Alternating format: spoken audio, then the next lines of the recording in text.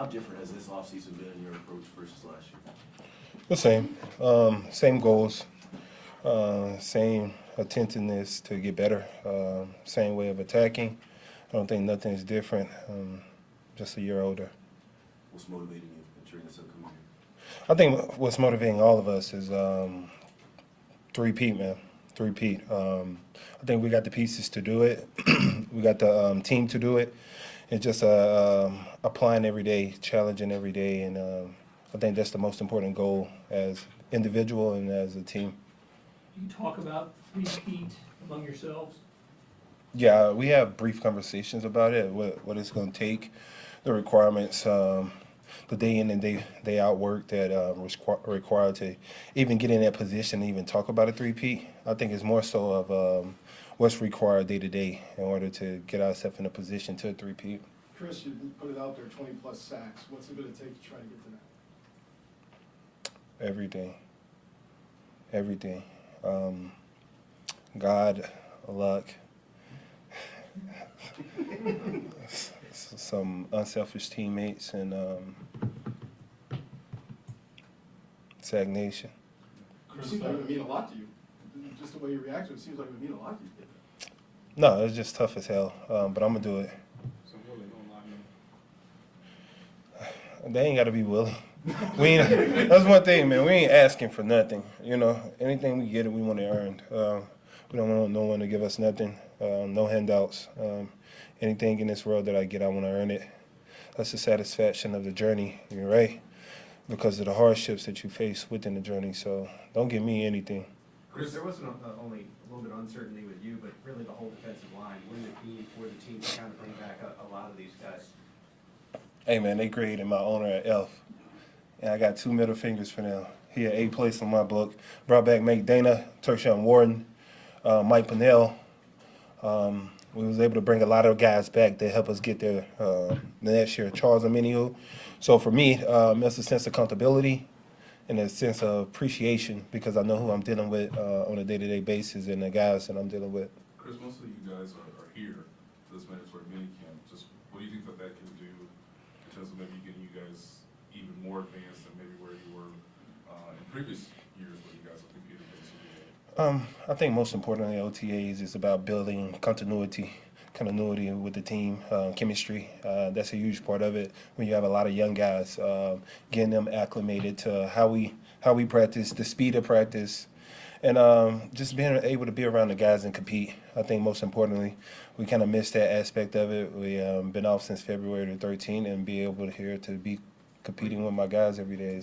Did you have a specific message for someone like Felix who, you know, for circumstances didn't play a ton last year, but obviously he's going to look to have a bigger role, being the leader in the defensive line room? Anything you sort of wanted him to sort of identify for this season? I think more so last year was a learning process for him. And it's pros and cons to that because the pro is that you can watch guys that's succeeding right now and take a little bit from all of them, but the con to it is you don't play as much as you want to, right? So I think this year it's all about his mind frame, attacking every day, spending that 10 to 15 minutes after practice, before practice, working on his pass rushing, working on things he can get better, watching extra film, and I think he's been taking hindsight to that. I actually gave him a pat on the back today by how his approach been so far since I've been here, and we're looking forward to training camp. Chris, Spags mentioned the fact that he told you guys that he had a top-ranked or maybe it was second-ranked defense and it fell to last in the league last year. Just wondered how the next year, how that message resonated among you guys and just what's the takeaway from that? Just how easy it is to get complacent. You know, I think that was 2016, 2017 New York Giants, if I'm correct. He actually showed us the bulletin this morning on the board, how they was ranked second and went to 34th. And just the complacency level, man. It's so easy to get complacent. It's so easy to get to we'll fix it later, you know what I mean? Especially when you come off of such a high. So you want to always keep that pressure applied and making sure you're challenging each other at the highest level. He showed it Couple more. again today. Yeah, he actually showed it again today, this morning. Okay, What's 2 your more. kind of Let's go. psyche? Last 4.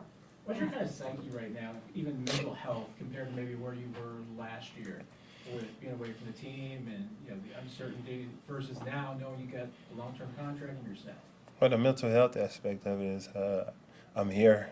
Last year I wasn't. I got to report to training camp. Last year I didn't. So my mental was like, shit, I got to stay in the dorm. Last year I didn't. I slept in my bed. So, it's a mental challenge. But overall, I'm in a good state of mind. I'm happy to be here, happy to be back on the team with Kansas City. I'm happy to be back with the organization. I think it's a plus for both of us, for us, and I'm excited to be back here, man. Chris, Travis was up here yesterday talking about that he knew that the end of his career was coming sooner rather than later. I know he's got a few years on you. You don't like that kind of talk, do you? What the hell? He's retiring this year? Like, what do you mean? No, he didn't say that, but you said he knew it was coming at some point. What about you? I mean, you see the end anywhere in sight? I know he's got a few years on you, but you see the end anywhere in sight? Man, listen, I don't think about it, man. Once you begin to think about things like that, you begin to feed the mind those type of thoughts. I don't even want my mind to even go that far to the R word. But Trav, he's fucking pretty old. All right? I'm just playing, Trav. I love you. But no, man, Trav, he got like 4 or 5 more years. And what is he even talking about retirement for? I mean, we can't let TK Soul go. It's like, if we retire, we got to retire together. Give me like at least 6 more years. Then we'll talk about it. Chris, I'm sorry, I didn't understand when Pete asked you about the D-line coming back, and what was the first thing you said? You said double bird,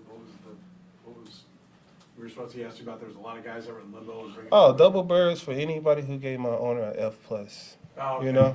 Okay. He's an A+ in my book. He ended up extending Coach Reed, Brett Veach, and bringing Joe Cullen back, giving him extensions, Spags.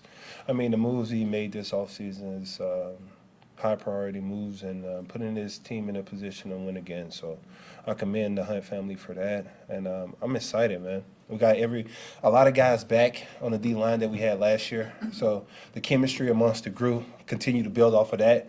Everyone is healthy. Knock on wood. We waiting on Charles and Minnie who to get back. Who played a huge factor with us last year. So we're in a positive direction right now. Last one, Pete. No pads yet, but early impressions with your line going against Kingsley Soma, Taiya, we see him rotating against you guys. Well, it's a catch-22 with OTAs because you can't bull rush, right? And you have no pads, so it's more so handwork, and it's also a level of protecting each other. Training camp, I think we can open up that talk a little more on where we at, where we stand, and either we getting our ass kicked or we kicking ass. So talk to me about it in training camp, man. Y'all have a beautiful day.